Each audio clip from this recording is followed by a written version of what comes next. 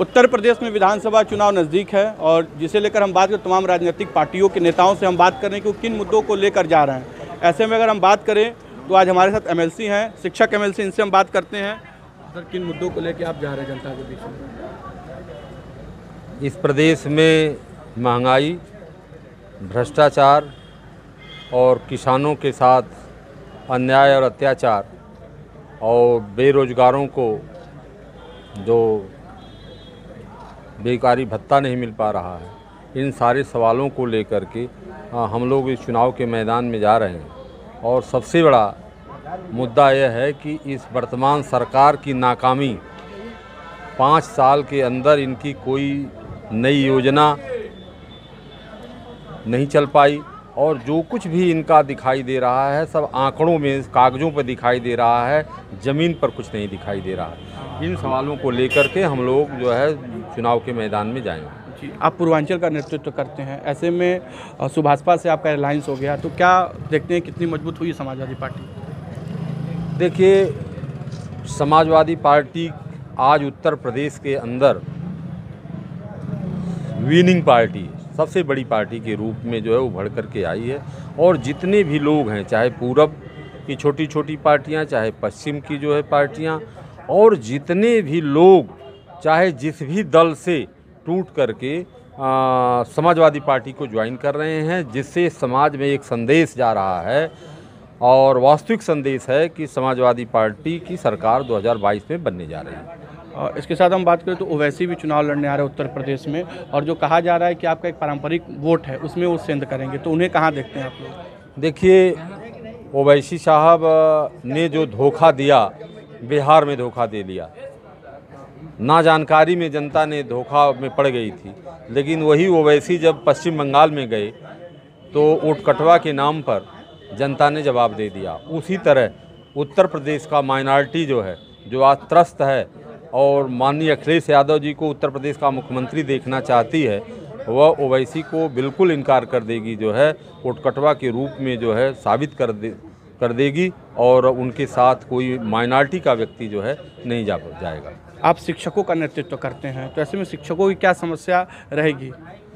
शिक्षकों में आप जानते हैं कि सबसे बड़ा वर्ग अनएडेड प्राइवेट स्कूल है। उत्तर प्रदेश के अंदर 21,000 विद्यालय अनएडेड हैं, जिसमें 3.5 लाख शिक्षक और शिक्षकेतर कर्मचारी हैं। उत्तर प्रदेश के अंदर 5,012 विद्यालय जो है एडेड है, जो सहायता प्राप्त हैं, उसमें 66-67 हज़ार टीचर हैं। और उत्तर प्रदेश के अंदर 2250 जो है राजकीय विद्यालय हैं, जो 570 मूल रूप से राजकीय हैं और अपग्रेड हैं। इनमें जो है 24-25 हज़ार शिक्षक हैं। पूरे शिक्षा विभाग का 80% भार जो है अनएडेड प्राइवेट स्कूल, वित्तविहीन विद्यालयों के शिक्षकों पर टिका हुआ है। पिछली सरकार माननीय अखिलेश यादव जी ने हमारे आग्रह पर, संगठन के आग्रह को स्वीकार करते हुए 2 अरब रुपया उन्होंने मानदेय की घोषणा किया और उसको सीधे शिक्षकों के खाते में ट्रेजरी से भुगतान कर दिया। ये सरकार जब ही आई है इस सरकार ने उसको रोक दिया। और टीचर उत्तर प्रदेश का जो वित्तविहीन विद्यालयों में काम करता है, मनरेगा के मजदूरों से भी बदतर स्थिति में है, क्योंकि वह 2,000, 3,000, 4,000 रुपये पर पूरे महीने पर वो काम कर रहा है, जिससे उसकी जो मूल समस्या उसका समाधान नहीं हो पा रहा है। अपने बेटी बेटों को उच्च शिक्षा नहीं दे पा रहा है और अपने बेटी बेटों का जो है शादी विवाह नहीं कर पा रहा है, अपने माँ बाप की दवा इलाज नहीं कर पा रहा है, और अपने जो है लिए अगर एक वतन के लिए अगर मंडई भी रखना चाहे तो अपने वेतन से नहीं रह सकता। उससे पूरा प्रदेश का शिक्षक नाराज है। कोविड में भी शिक्षक बहुत परेशान हुए, आप इन बातों को लगातार विधानसभा में भी उठाए, तो वहाँ भी कुछ सुना गया कि नहीं आप लोगों की बात? देखिए, हम विपक्ष में हैं, समाजवादी पार्टी से हैं, तो हमने जितना जनता ने, जो शिक्षकों ने चुन करके हमको भेजा था, हमने विधान परिषद के अंदर सारी समस्याओं को सदन के अंदर हमने रखा, बखूबी रखा। उसमें कहीं कोई किसी प्रकार का जो हमने जो है कोर कसर नहीं छोड़ा।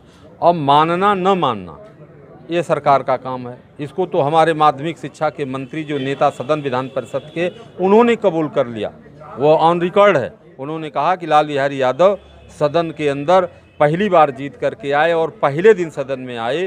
उन्होंने, सरकार माने या न माने, लेकिन उन्होंने अपने शिक्षकों के हितों में विधि सम्मत ढंग से और तार्किक ढंग से जो बात रखी है, इसके लिए मैं उनको धन्यवाद देता हूं।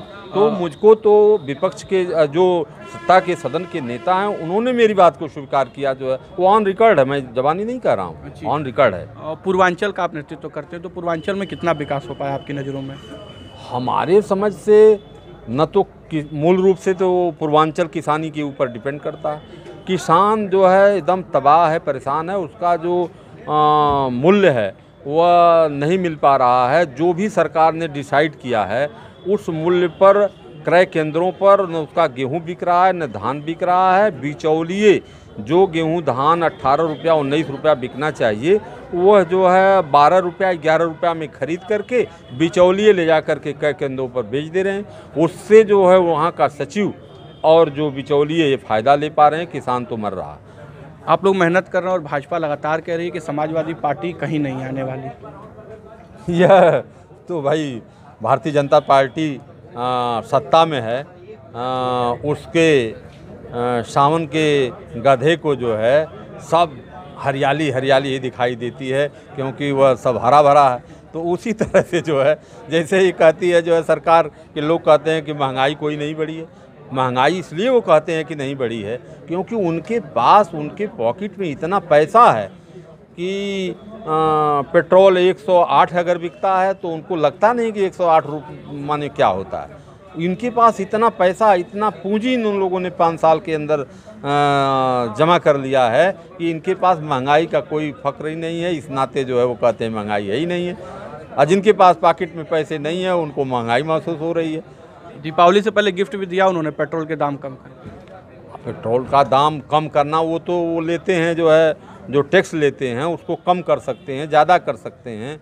तो उन्होंने बढ़ा लिया और फिर घटा दिया, तो क्या फ़ायदा हुआ जो है जनता का? अरे उन्होंने ही बढ़ाया, उन्होंने ही घटाया, तो उससे फ़र्क क्या पड़ा? जो है चलते चलते एक बार कितनी सीट आएगी? देखिए, इसका हम शिक्षक हैं, हम कोई ऐसे बात नहीं कर सकते जिससे कि हमारी गरिमा और पार्टी की गरिमा पर कोई जो है माननीय राष्ट्रीय अध्यक्ष अखिलेश यादव जी की बातों में हमारे में कोई डिफरेंसेज हो।